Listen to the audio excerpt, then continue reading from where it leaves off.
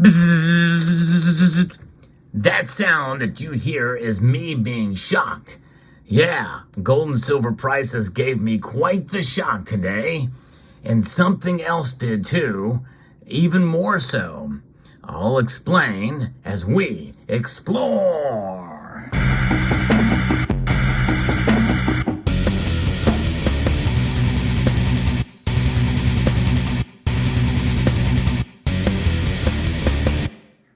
Did you like that sound effect? The shocking, massive shock to the system that the prices of gold and silver did today. Now, likely it didn't really have that effect on you, but maybe I'm just hypersensitive to these types of things. But I thought for sure we'd see gold and silver fall much more dramatically than they did today, but they did not. We're going to get into the markets here, but if you enjoy videos about the news and also my opinion on gold and silver prices, I hope you would consider subscribing to the channel, pressing that thumbs up button down below, and hitting the notification bell.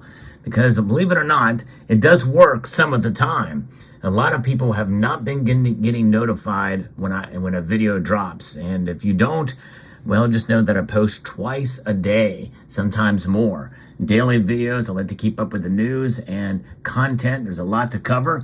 So here's where the markets sit right now after inflation numbers have come out, and I'll get into that in a moment. Gold has reacted. It is only down $4.20 mere moments before the markets close. That's a less than a quarter point drop in gold's price. Silver, though, has dropped much more, but it has not dropped nearly as much as I thought it would. It is down only 1.04%, down almost a quarter, down 25 cents or 24 cents. It's now sitting below $23 an ounce for the ask price. Platinum is also down over 1%. It's down $10, and palladium is up 13. So palladium's the only metal that's actually up today. It's kind of intriguing to see. But nonetheless, let's get into what's going on with the markets, what happened today. Prices showed little reaction to a major U.S. inflation report that contained no big surprises, but it increased more than what some had thought. The data did fall into the camp of the U.S. monetary policy hawks. It's a negative for the metals markets, and that is not a surprise, but I just thought it would be bigger drops than what we saw. But perhaps some of the stuff was kind of baked in from what I accurately predicted as the late summer slump. Never what could be the case. So the U.S. data points of the week saw the Consumer Price Index report for August come in hot, up at 3.7% year on year, with the core CPI up 4.3% in the same period. The CPI was expected to be up 3.6 year on year, and that was the most, the brazen estimate. Some had said 3.4%, versus a 3.2% rise in the July report. The core reading in July was up 4.7%. The metals in the general marketplace showed little reaction to the numbers, and that is shocking to me. And again, that's my personal experience.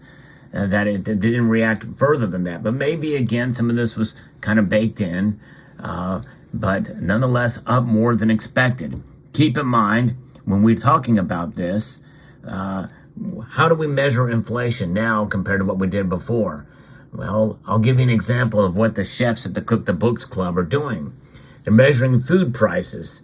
And when they measure food prices and other things for the Consumer Price Index, they're picking different things to measure, like Spam or something that doesn't rise as much as other food stuff does. I'll give you another, for instance, salt. Salt for water heaters has gone up fairly dramatically. I used to be able to get salt for $4 and change for a 40-pound bag.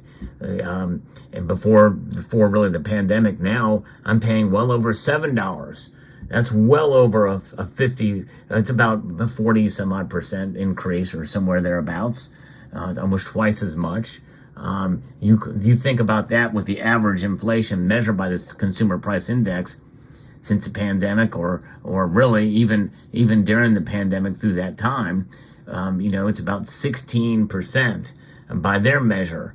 But salt is just one item, but there's other items that have gone up dramatically, much more than what we are seeing. And so Nigel Green of the DeVere Group, right after the CPI report, said this, that the Federal Reserve will hold interest rates steady in September before hiking them again next time. This is the other shock to my system. Maybe not yours, but to me, I thought for sure that we would start to see these numbers move in another direction. Inflation heated up again last month in the world's largest economy, he continues, driven mainly by rising oil costs. And that's how they like to put it. They like to blame it on oil and other things that are outside of the administration's control or the politicians' control. But the thing is we really can control those prices much more if we drilled domestically, if we were energy independent, much like we once were not too long ago. But nonetheless, this is where we are at now, and but they can blame that because they blame it on OPEC and countries like Saudi Arabia. So it's the latest U.S. CPI data is unlikely to move the needle on the Fed's highly anticipated move to hold rates steady in their meeting next week, which has already been priced in by financial markets.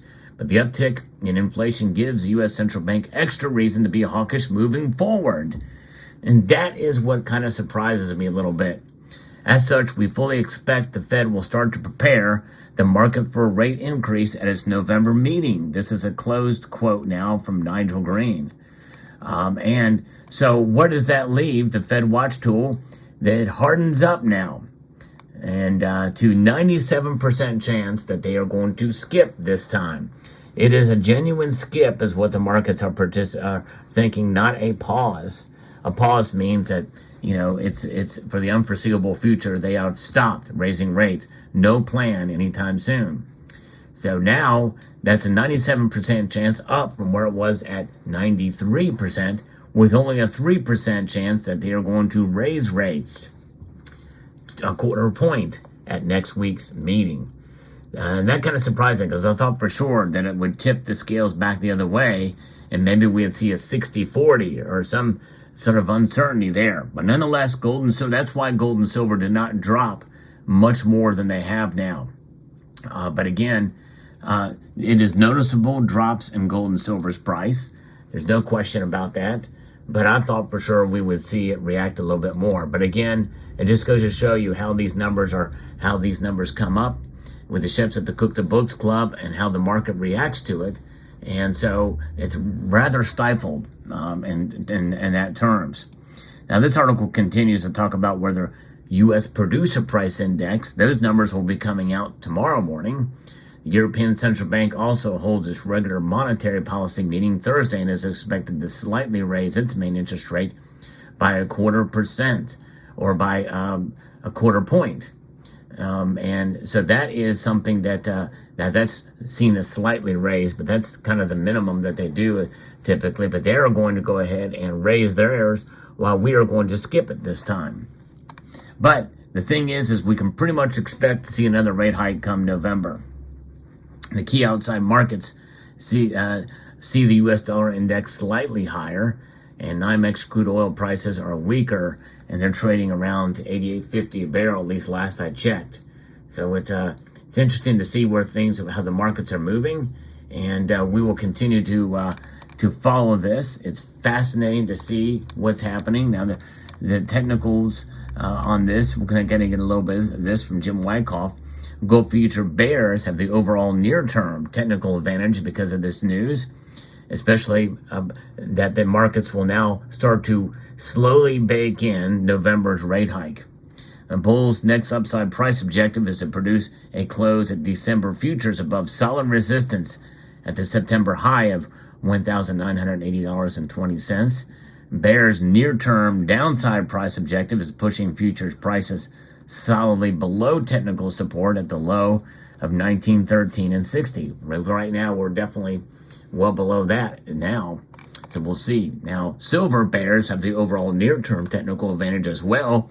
A bearish pennant pattern was formed in the daily bar chart. Silver bulls' next upside price objective is closing December futures prices above solid technical resistance of last week's high of $24.65.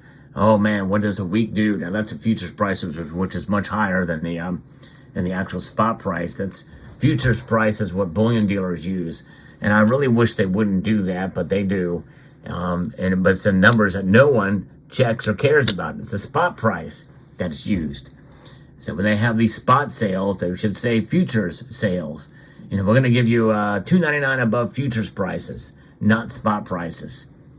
Next downside price objective for silver for the bears of closing is below solid support at the August low of $22.58. And we're getting much closer to that support level. And I've always said myself personally that I think a silver support line is around $22.50. And I don't think we're going to see it much below that. But amidst all of this, here's something to keep in mind with silver and gold. Is that aside from all of the rate hikes that we've seen for the past really 3 years, essentially, gold and silver have weathered that storm fairly well, better than I thought, actually, when it comes down to it. And so we should have expected to see the prices drop for these metals. But for the gold especially, it weathered the storm fairly well. Let me know what your thoughts are, but there's your market report for this evening. And I hope you found this video informative, insightful, and educational. And I want to extend a multitude of gratitude to you all for taking the time to watch, and to encourage you to please rate, share, comment, and subscribe.